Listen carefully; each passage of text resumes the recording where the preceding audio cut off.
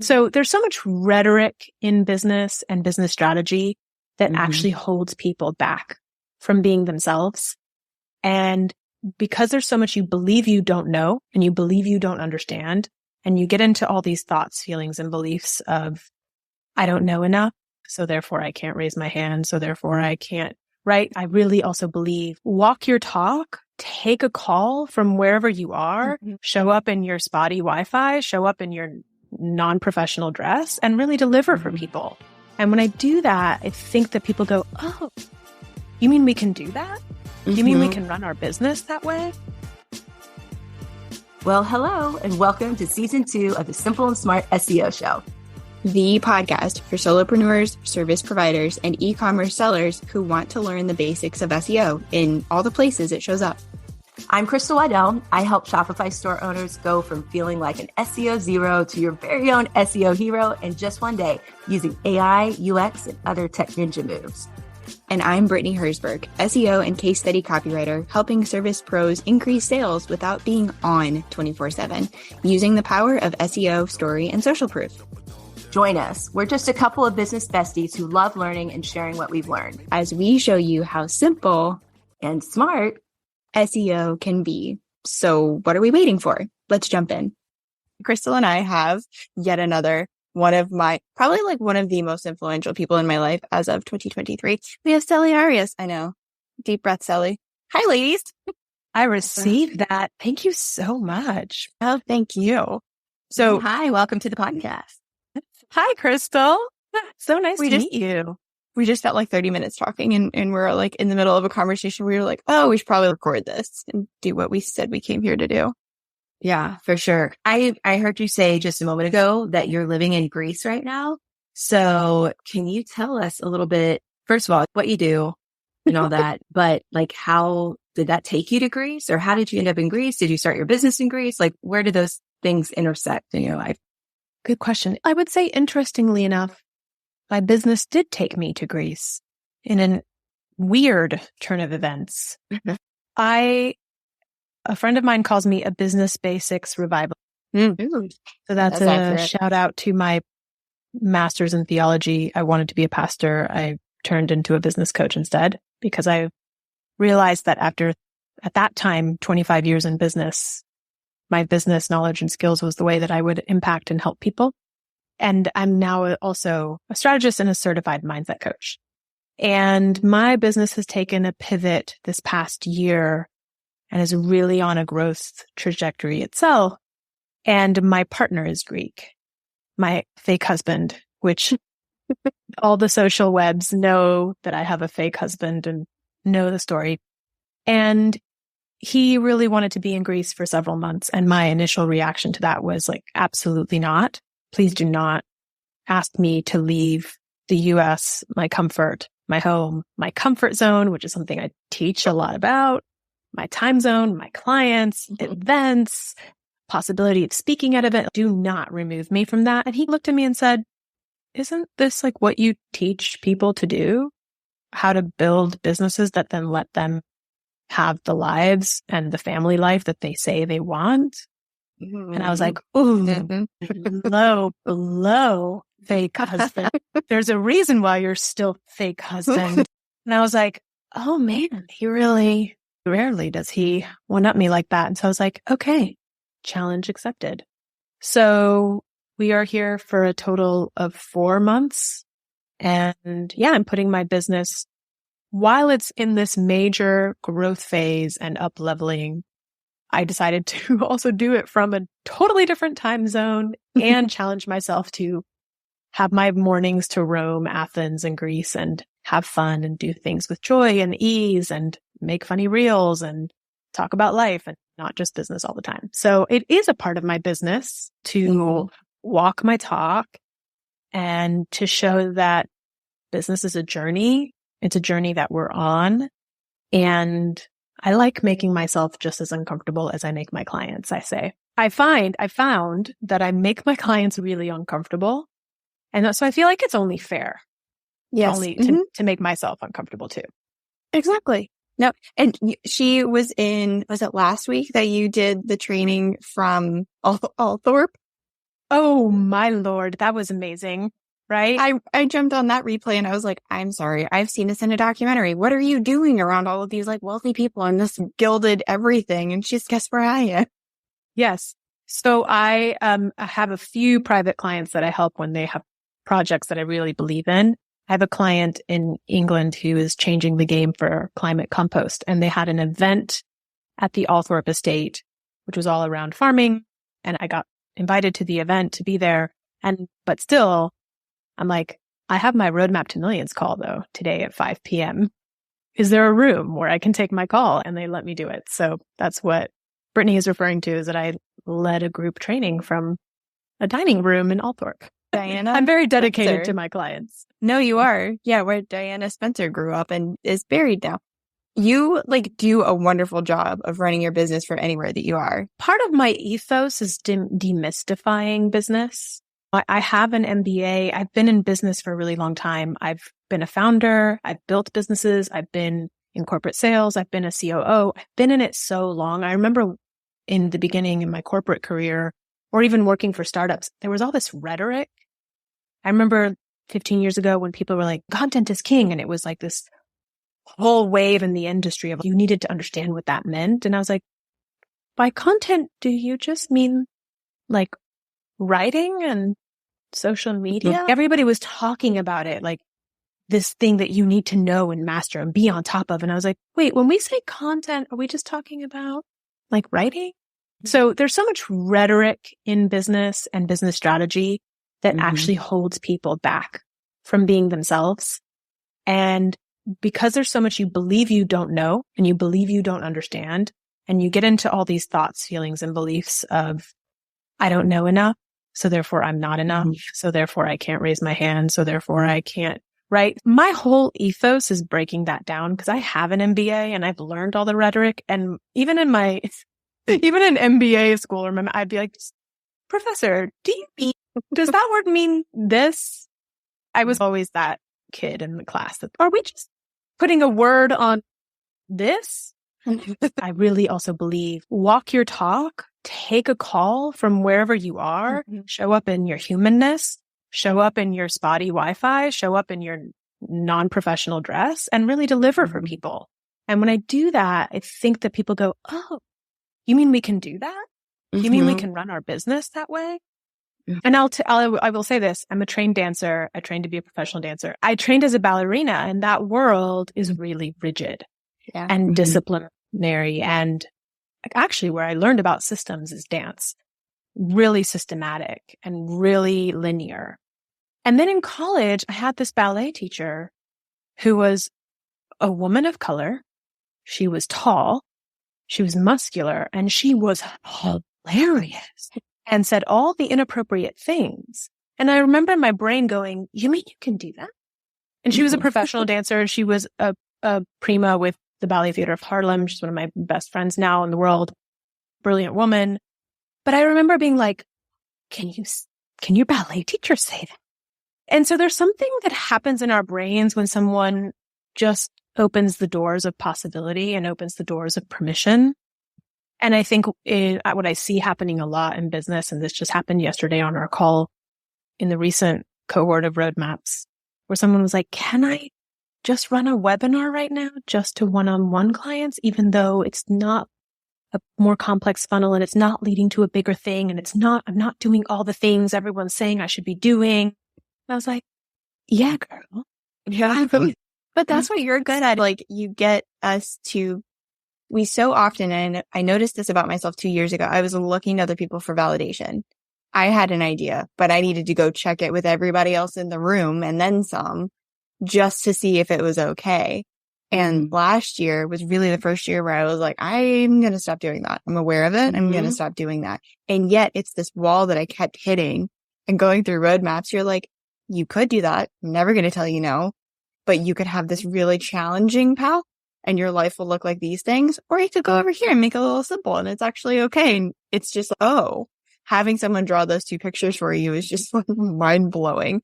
But it does, like, we don't become reliant on you. We more get trained It's like training a new way of thinking and like thinking of possibilities and mapping things out in your brain. And I know this is why I wanted to say it and jump the line of Crystal. So, I'm going to cry.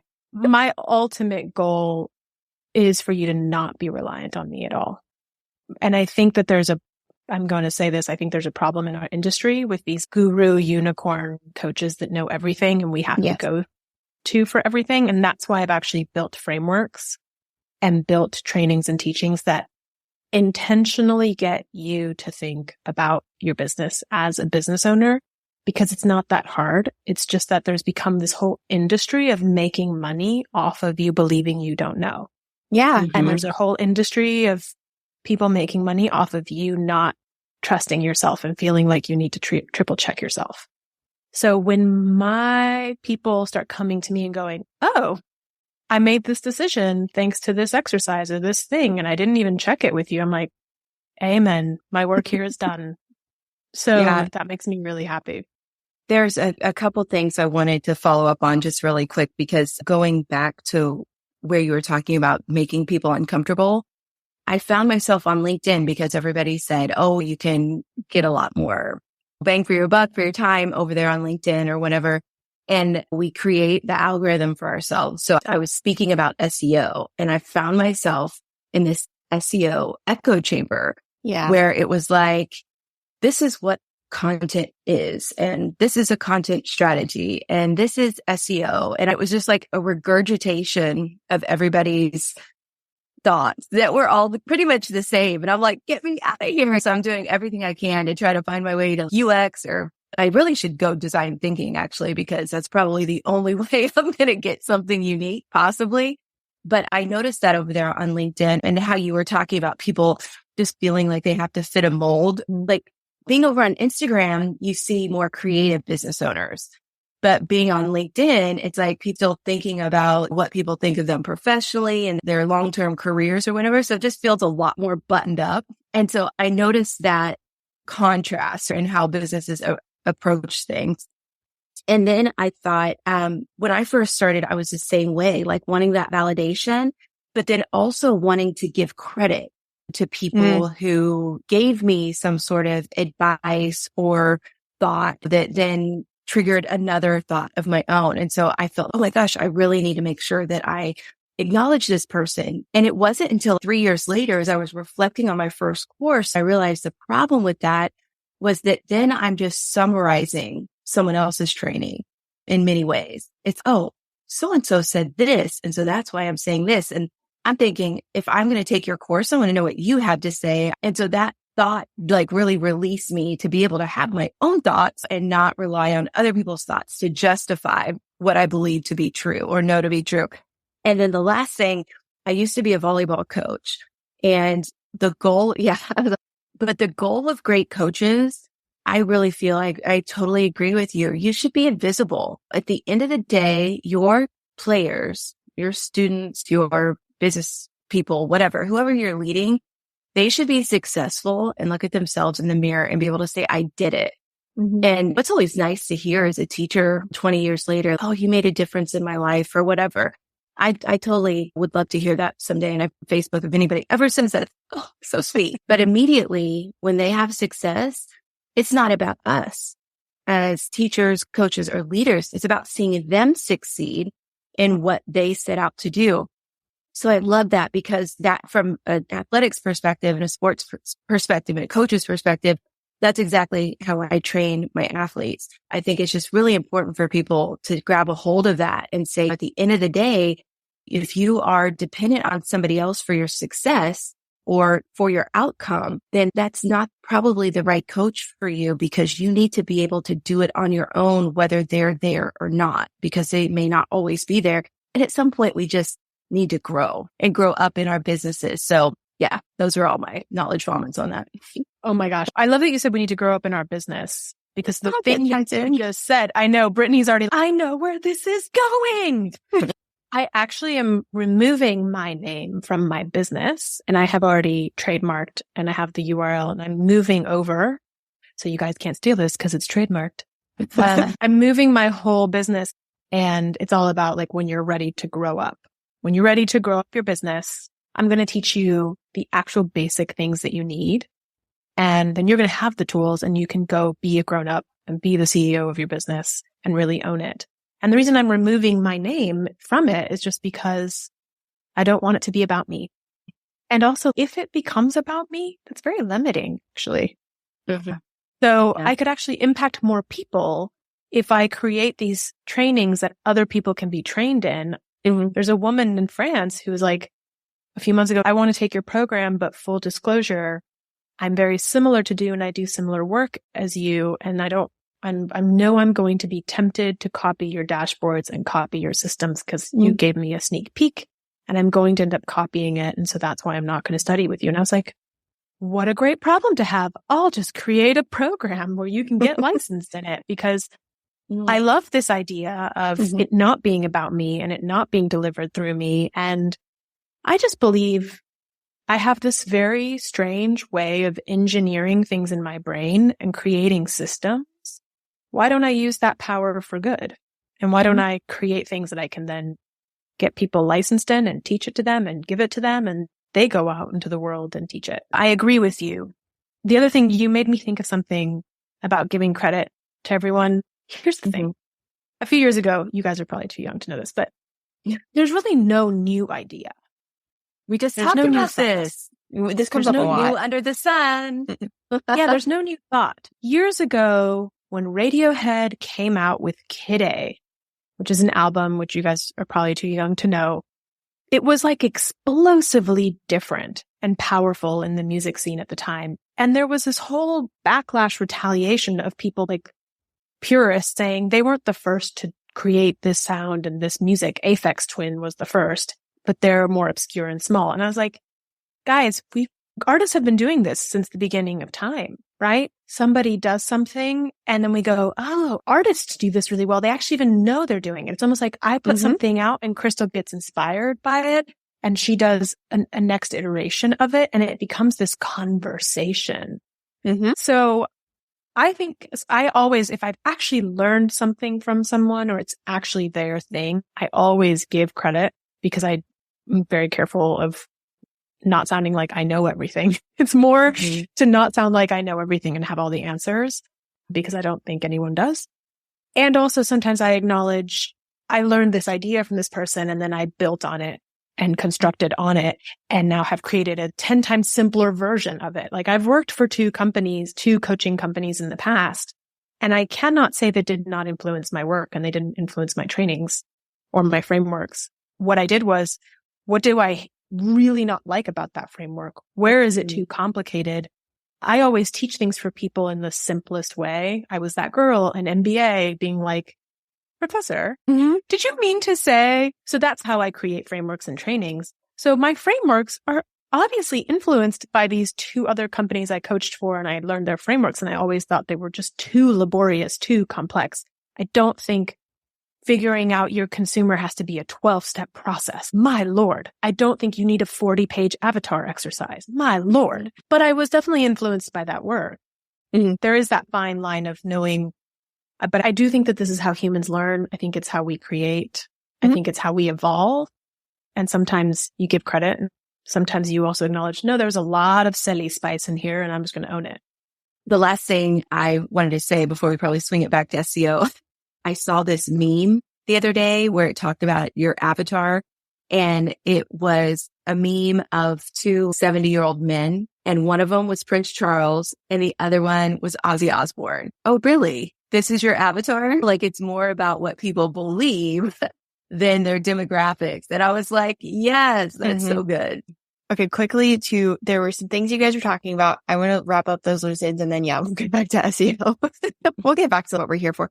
So, I told you this is going to be dangerous. The three of us together could talk for hours about all kinds of things. So look, it is my personal mission to make you not the internet's best kept secret. So this is how we're going to do this. We're just going to have you back on the show time and time again.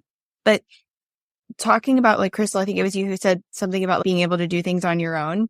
Danielle and I watched a show recently about different parenting styles.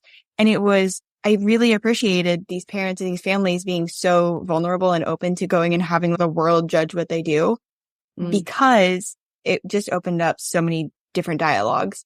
what do we like? What do we not like? What crap from our past do we have? Like all these things. But one of the biggest take home lessons was like some of these kids didn't trust themselves. And I could see in myself, I'll just speak for myself, how that came all the way with me to adulthood. And it was just so mind blowing. And I'm watching these kids and I'm like, okay, I see that. I see that in my peers. I see that in myself. I see that in business. And I'm sure, Celi, like you're nodding. Like I know that we all see this in each other. And that is just, I guess I'm bringing it up because it's so important to me because it resonated with me. And even bringing this into SEO, it's like when we can be ourselves, know our mission, know who we're helping, know how we're helping them, and articulate that in a way that magnetizes and attracts the right people to us, that's freaking magical. So when we can stop doing these umpteen page avatar exercises and focus on what it is that we like, that lights us up, the stuff that we want to do, the stuff that resonates with us, those people are going to find you. Those people are going to just, I don't know how they find you. They're like these little like fruit flies where they're just like miles and miles away and they find you. But there is some stuff that we can do with SEO to attract the right people and help them find us a little easier. So Celi, I know we're like possibly in the middle of the episode. However, one thing I love asking people is, how do you define SEO? And there's no wrong answer, just whatever it is. That's a great question. I mean, my understanding, I'm like, wow, now I'm in the hot seat with the two experts. And I just threw you in there. Yeah, you just threw me in the hot seat. My understanding is, similarly to some of the work I make people do in my program, so you'll understand this, is understanding how your people are describing you or what words they're using to find you rather than what words from your perspective you think they're using to find you. Brava. That's my. So also, by the way, you're never going to get there by imaginary avatar work. No, Right. no. Yeah. And you have the best, like just subtle plug. You have the best. And I love market research. I love talking to my people. I love asking questions. I listen all the time. But Celi, you had the best voice of customer research exercise ever. 4 questions. You're done. Amazing. I'm done. Thank you.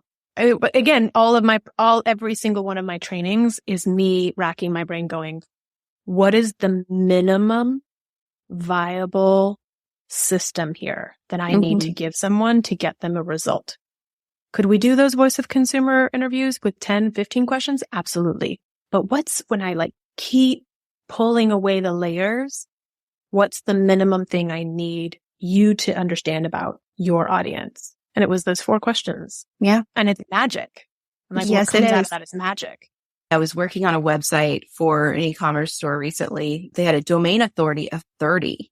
They're coming to me and they're saying, can you help us figure out how to get more clients? And so I am doing this technical SEO audit. Domain authority is 30. A great small business domain authority usually falls around 15. So that definitely caught my attention. I thought, well, how did you do this? And I'm looking down, there was a collaboration with a famous person with one of their products, which was pretty cool. There's lots of press. They had a very, I don't know what you call that, like socially prominent issues in their product offering or whatever. So it's a very timely product offerings. People are searching to support different social issues. But I said, like, how did you do this? And it was like, we don't know. We don't know how it happened. But I'm like, you are a unicorn. So if you're listening right now, you know that I'm talking about you because I sent them pictures of unicorns and stuff, like little memes of unicorns.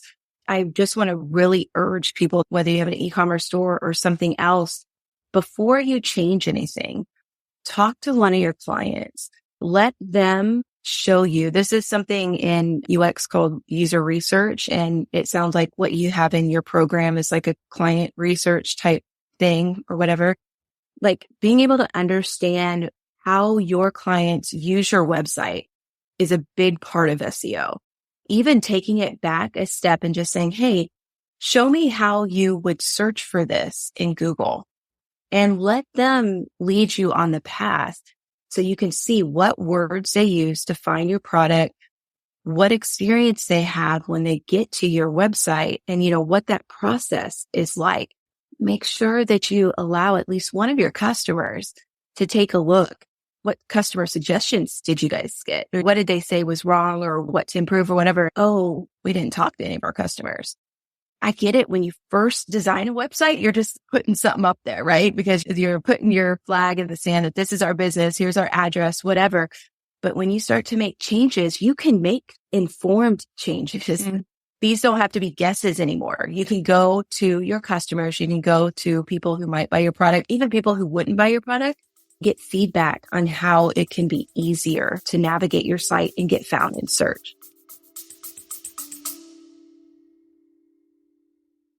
Hey, it's B, and I have a major announcement. Blogging is not dead, but it might as well be if you don't have a strategy, because when there's no SEO strategy, your blogs don't help you get found online, don't pull in warm leads, and just kind of waste your time. Who wants that? Especially when you're already busy with a family to take care of and a business to run. That's exactly why I created this 10-day email course to show you how to write a blog with SEO. You get one email each day with a task that'll take you 10 to 30 minutes. There's even a live call included where you get to ask me all your questions. This is perfect for you if you've taken a blogging break and are ready to get back in it, or you've never blogged a day in your life, but everyone is telling you to. And you can totally send your team member through the course. The link is in the show notes. Can't wait to see you inside. I think that's true for everything. So I'm going to give you a few examples in personal and client. Personally, fairly recently, I was speaking to a colleague who's very similar to me in what she does. She's a strategist and she's a very kind of what I used to do, very high level strategist for high earning companies. And she said to me, I love your website copy.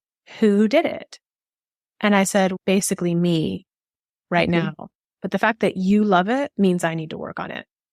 She loved it because she loved it and she gets it, but she's not my client. Let's just let that land, everyone.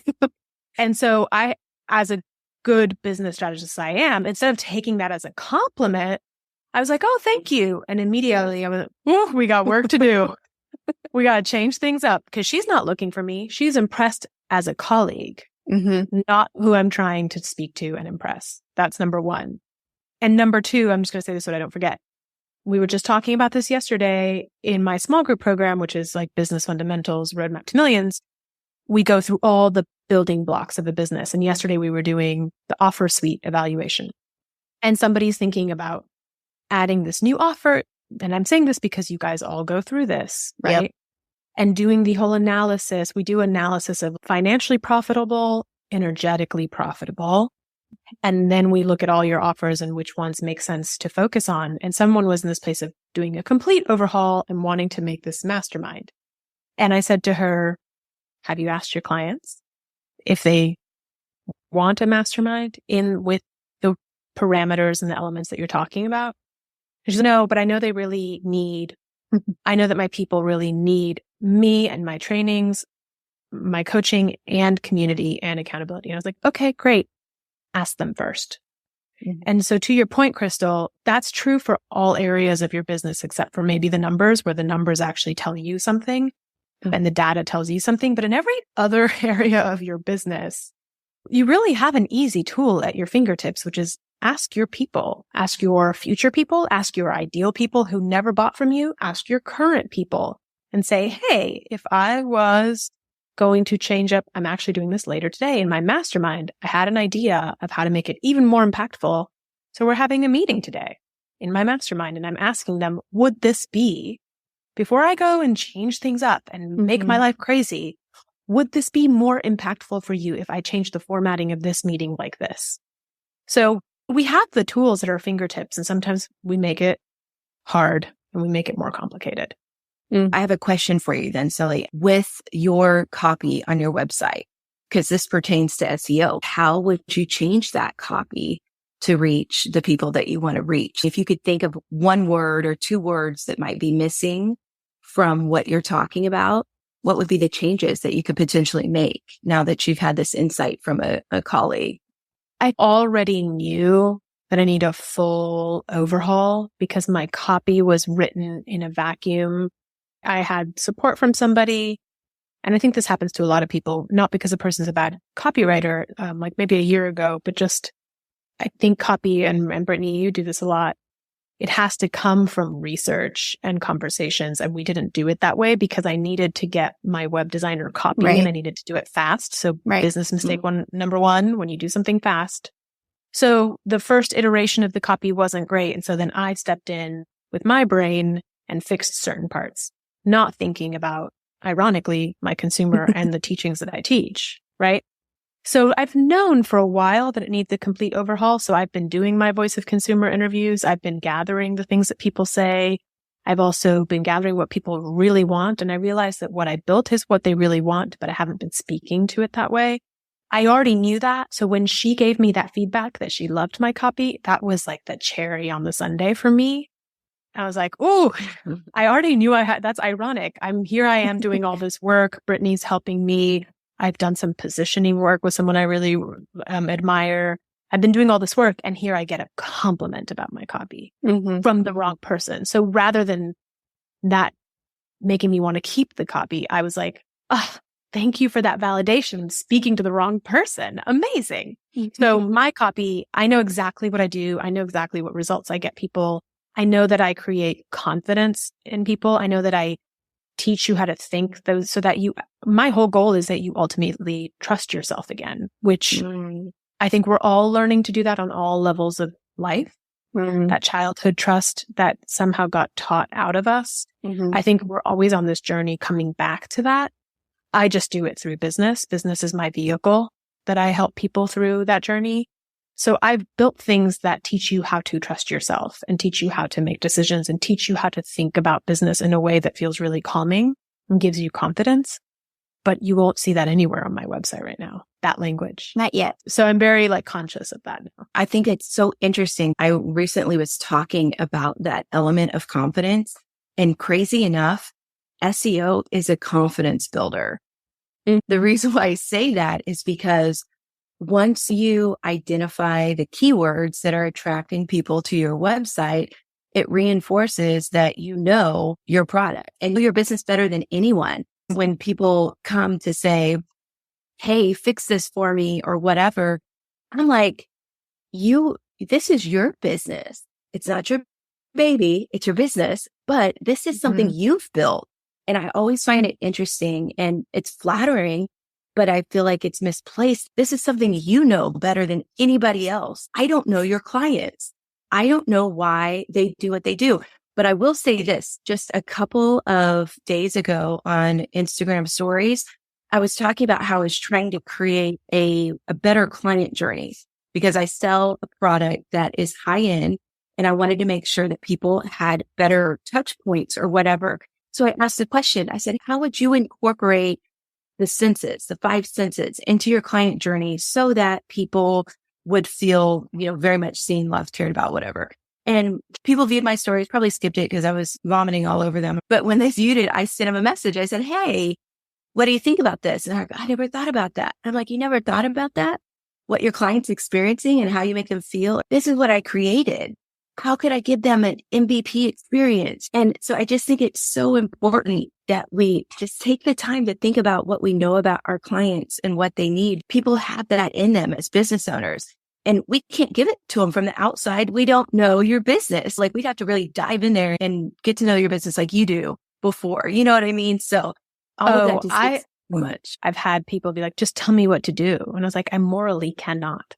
It is at the end of the day. I think that there's a lot of coaches that do this and I don't agree. At the end of the day, if I just tell you what I think you should do, I'm now building my vision of your business. Yes. And I'm projecting on you what I think you should do.